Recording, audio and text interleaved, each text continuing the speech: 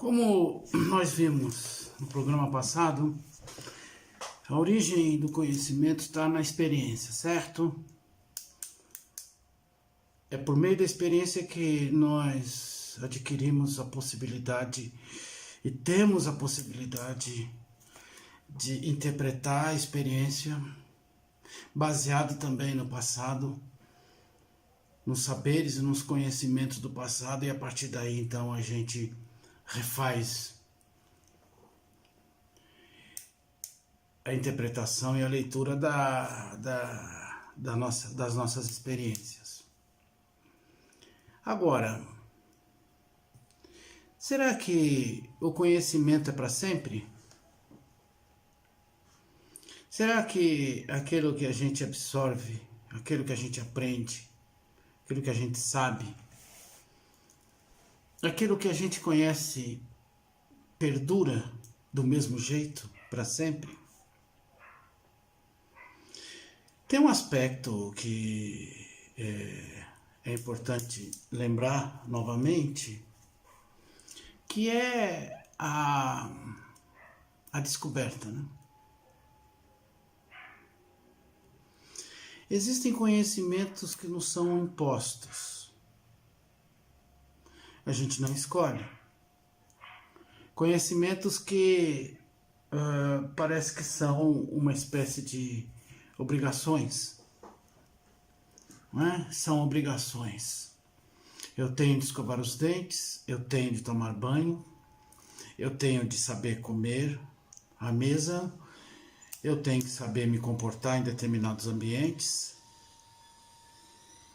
São determinados conhecimentos que ou a gente adquire na observação, na imitação, ou então não são impostos. Esses conhecimentos, eles caminham da mesma forma que outros conhecimentos. Existe um outro tipo de conhecimento que é a descoberta, né? A gente descobre as coisas.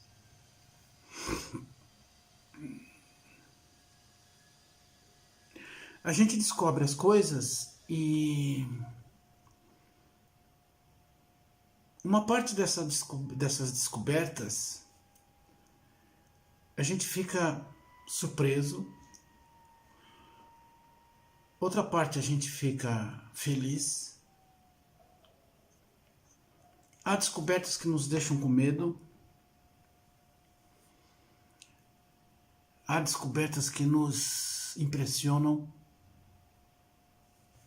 outras que nos frustram.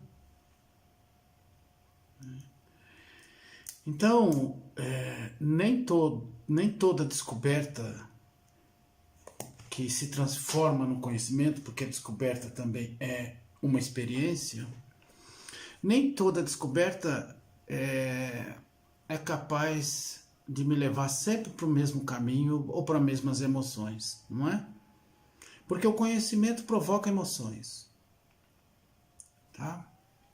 Isso é importante dizer também, porque quando a gente conhece alguma coisa pela primeira vez, há sempre alguma emoção. Como eu disse, medo, tristeza, angústia, espanto, não é? Essa coisa de que os gregos, que a gente fala que os gregos, né, em filosofia, são os amantes do conhecimento, da sabedoria. Nem todo conhecimento, de fato, me dá prazer. Nem todo conhecimento, de fato, me deixa alegre, feliz. Porque determinadas descobertas e determinados conhecimentos me colocam diante, por exemplo, de obrigações, de comprometimentos, os quais eu não quero. De repente eu descubro que eu preciso ser mais generoso, ou eu preciso ser mais comprometido com os pobres. Ou então eu descubro que aquilo que eu pensava não é exatamente aquilo que é.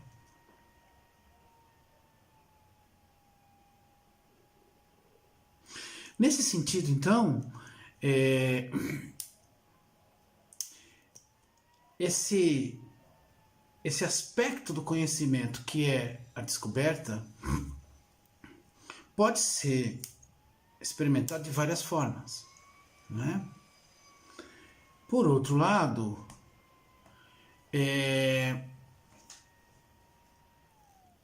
a gente tem também uma ideia de que todo conhecimento é para sempre, não é? E o que a gente aprende, a gente não esquece mais. Será? Vou dar um exemplo. Eu passei um tempo, em função de uma série de coisas, eu passei um tempo sem praticar a minha assinatura. Não assinava cheques, não assinava nenhum tipo de formulário, até porque o cartão parece que resolvia quase tudo, né? E quando eu fui, em um determinado momento, eu fui obrigado a assinar, eu havia esquecido. Tive de fazer vários exercícios até retomar minha assinatura e me sentir seguro para assinar um documento ou um cheque. A gente esquece aquilo que a gente aprende também. Esse é um ponto. Se nós temos claro que é por meio da experiência que o conhecimento se realiza e acontece, as nossas experiências não são iguais. Então, existe também uma grande possibilidade de que os nossos conhecimentos não sejam os mesmos e eles não durem para sempre. Então, como que a gente lida com a realidade e como a gente lida com as nossas experiências, uma vez que existe a possibilidade concreta, desculpe, de uma mudança no conhecimento, não é? Mas, por outro lado, nós somos educados a acreditar, e dentro de nós, de fato, existe essa crença, de que todo conhecimento não só ele dura para sempre, como também, de alguma forma, ele permanece o mesmo. Significa dizer que todas as coisas vão se transformando, meu corpo muda, minha rua muda, a minha casa muda, tudo muda, e no entanto eu, por alguma razão, acredito que todo o conhecimento que eu adquiro e que eu já adquiri não muda, deve permanecer. Então, aí existe um conflito, não é? Entre o que muda e o que não muda. E esse conflito é um conflito que vem de há muito tempo na história da humanidade, principalmente porque onde está, de fato, a realidade, onde está a verdade? Porque quando a gente descobre alguma coisa, quando a gente conhece alguma coisa, quando a gente sabe alguma coisa, esse saber, esse conhecimento, essa descoberta parece que também se torna uma verdade, né? Ou se torna a verdade. E aí é uma coisa muito interessante, porque quer queiramos ou não, esse conflito se estabelece em nós mesmos, não é?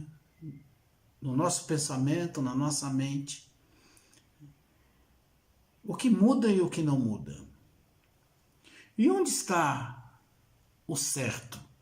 Ou onde está a verdade? Naquilo que muda? Naquilo que não muda? ou no meio do campo. Quando a gente fala de conhecimento, a gente está falando exatamente desse que é um dos maiores problemas para todo mundo, independentemente daqueles que vão pensar o conhecimento e daqueles que não pensam sobre o conhecimento, daqueles que refletem, daqueles que criticam o conhecimento, daqueles que vão se posicionar, ou daqueles que vivem diariamente, sem pensar muito no conhecimento, mas que pensam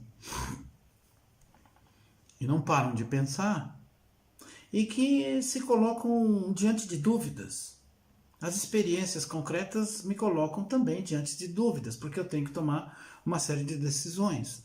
Não é fácil. Uma experiência, seja ela qual for, na qual eu estou presente, implica também que eu preciso fazer alguma coisa. Não é tão simples assim eu apenas experimentar e ficar ali como se fosse um poste. Às vezes eu me coloco como um poste, mas eu me coloco ali, continuo ali na experiência. Então, isso é um grande dilema. Será que aquilo que eu conheço não muda? Aquilo que eu penso não muda?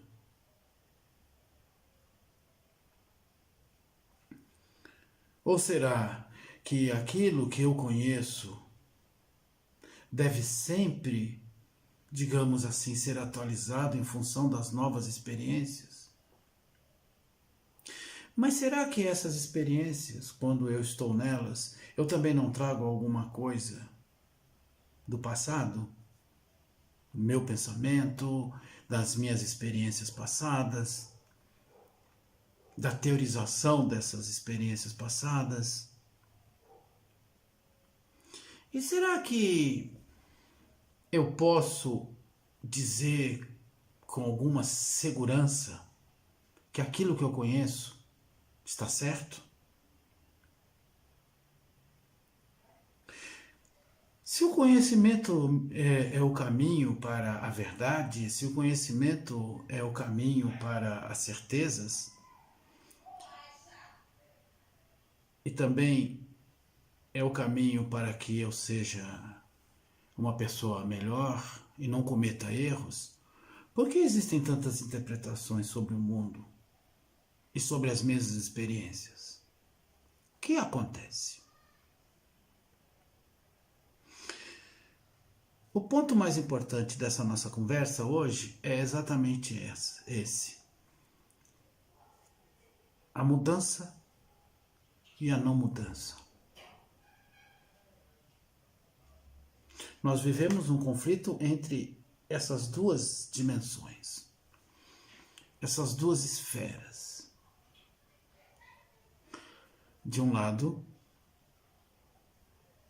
eu estou num mundo onde tudo muda, tudo se transforma, tudo se deteriora e ao mesmo tempo tudo é deteriorado e também tudo nasce e tudo renasce. E de outro lado, eu, com a minha mente, com a minha consciência, com o meu passado e com o passado da sociedade, acredito que as coisas não mudam. Ou não deveriam mudar. Então o conhecimento vive esse conflito, esse confronto, essa contradição. Não é fácil. A gente se abrir constantemente para tentar entender esse processo e reconhecer esse processo.